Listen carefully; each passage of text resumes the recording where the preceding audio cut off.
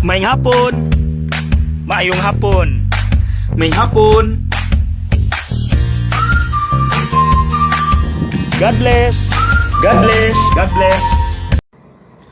Maayong hapon.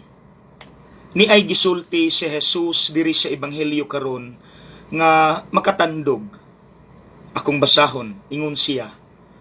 Ang mga kabus kanunay nga inyong ikauban, apan ako dili kanunay uban kaninyo.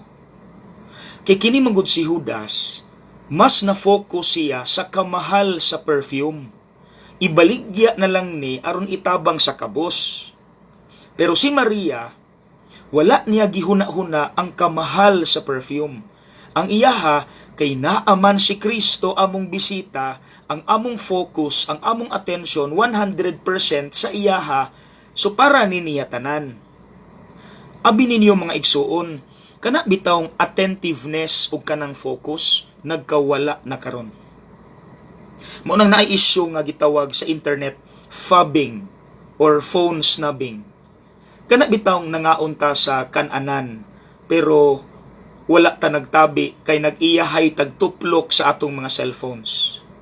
Nagsabot gud ta nga magbanding ta, moadto ta sa coffee shop, dapat wala tay cellphones.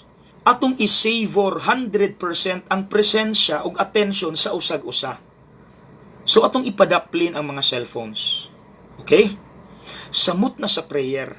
Dapat mga igsuon kung mag-ampo ta, maningkamot ta nga naka-focus ta 100% sa Dios. Prayer na gud na. So para gyud na sa iya ha. Maningkamot ta nga dili ta mo entertain paglain nga mga attentions.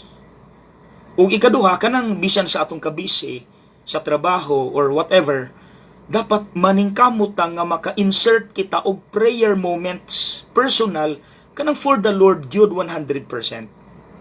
Okay? Again, tuloy ka yan. No to phobbing. God bless.